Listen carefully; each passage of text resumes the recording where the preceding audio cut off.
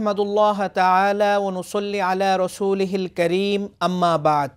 দর্শক শ্রোতা, মহিমান্বিত মাস রমজান উপলক্ষে সময়ের মাসব্যাপী আয়োজন ইসলাম ও রমজানে আপনাদের স্বাগত জানাচ্ছি। আমি জাকারিয়া হারুন।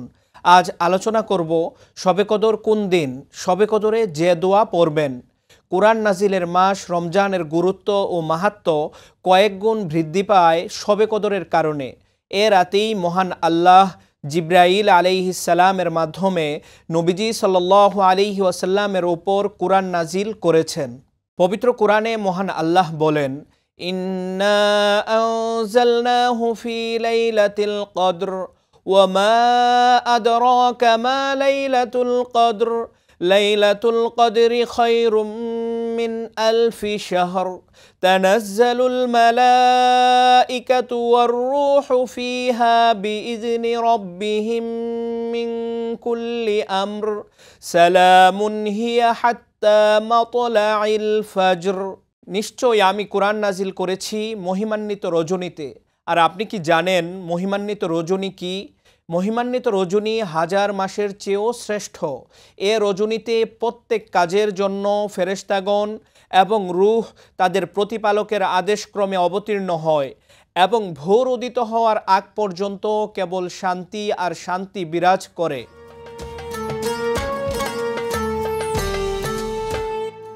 শবে কদর ফার্সি শব্দ। শব অর্থ রাত আর কদর অর্থ সম্মান, মর্যাদা। আরবিতে এই রাতকে লাইলাতুল কদর বলা হয়। আরবি লাইলাতুন অর্থ রাত, কদর শব্দের অর্থ সম্মান, মর্যাদা। আরেক অর্থ ভাগ্য, পরিমাণ ও তাকদীর নির্ধারণ। রমজান মাসের শেষ 10 দিনের যে কোনো বেজোর রাতে শবে কদর ঘটে।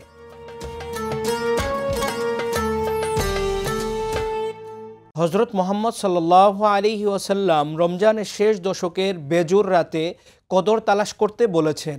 এ হিসেবে রমজানের শেষ 10 দিনের যে কোনো বেজোর রাতে শবে কদর তালাশ করা যায়, অর্থাৎ 21, 23, 25, 27, 29 রমজান দিবাগত রাতগুলো।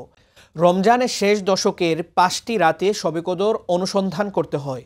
হজরত আয়েশা রাদিয়াল্লাহু তাআলা আনহা থেকে বর্ণিত, আন আয়েশা রাদিয়াল্লাহু তাআলা আনহা আন্না রাসূলুল্লাহি সাল্লাল্লাহু আলাইহি ওয়াসাল্লাম ক্বাল তাহাররাউ লাইলাতাল কদরি ফিল ভিত্রি মিনাল আশরিল আওয়াখিরি মিন রমাদান।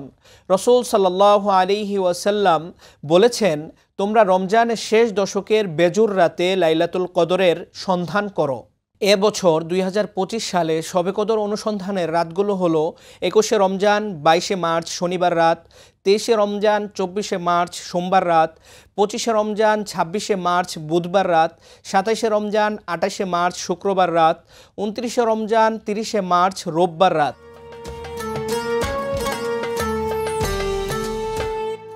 শবে কদরের ফজিলতের বিষয়টি কুরআন ও হাদিসের মাধ্যমে স্পষ্টভাবে প্রমাণিত।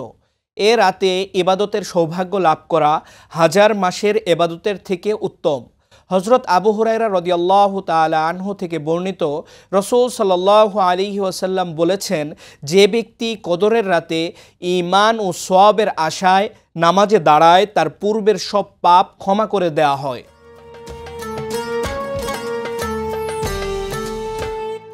আয়েশা রাদিয়াল্লাহু তাআলা আনহা থেকে বর্ণিত, তিনি বলেন, রমজানের শেষ 10 রাত শুরু হলে নবীজি সাল্লাল্লাহু আলাইহি ওয়াসাল্লাম কোমর বেঁধে নামতেন। তিনি নিজে রাত জেগে ইবাদত করতেন এবং তার পরিবারের সবাইকে ইবাদতের জন্য জাগিয়ে দিতেন। লাইলাতুল কদরে যেসব আমল করা যায়, নফল নামাজ আদায়, কোরআন তেলাওয়াত, কবর জিয়ারত, জিকির আজগার, আল্লাহর সৃষ্টি নিয়ে চিন্তা ভাবনা ও গরিবদের অন্নদান, ইস্তেগফার ও তওবা করা যায়।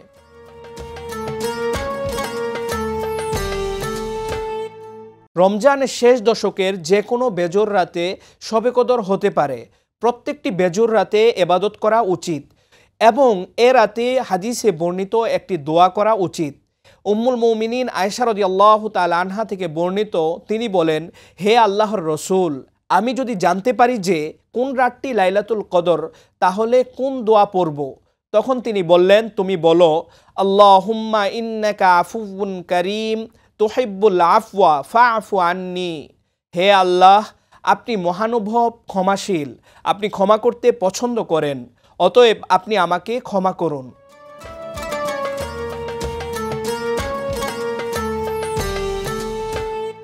প্রিয় সুধী, রমজানের রোজা সঠিকভাবে পালনের জন্য রমজান সম্পর্কিত গুরুত্বপূর্ণ মাসালা জানা জরুরি। তাই এ সংক্রান্ত দুটি মাসালা এখানে উপস্থাপন করছি। একজন জানতে চেয়েছেন, শবে কদরের নামাজ পড়ার বিশেষ নিয়ম আছে? শবে কদরের নামাজের বিশেষ কোনো নিয়ম বা পদ্ধতি নেই। অন্যান্য নফল নামাজ যেভাবে পড়া হয় এদিন রাতেও সেভাবে স্বাভাবিক নিয়মে নফল নামাজ পড়তে হবে। আলাদা করে কোনো নিয়ত করতে হবে না এবং কোনো রাকাতে নির্দিষ্ট কোনো সূরা পড়া বাধ্যতামূলক ভাবা যাবে না। এ রাতে 2 রাকাত করে নফল নামাজ যত সুন্দর ও মনোযোগ সহকারে পড়া যায় ততই ভালো। আরেকজন জানতে চেয়েছেন, পারিশ্রমিক দিয়ে এতেকাফ করানো যাবে? রমজানের শেষ দশকে এতেকাফ করা সুন্নতে মুআক্কাদা আলাল কেফায়া। মহল্লার কিছু মানুষ এতেকাফ করলে সকলেই দায়মুক্ত হয়ে যাবে, আর কেউ না করলে সকলেই এর দায়ভার বহন করবে।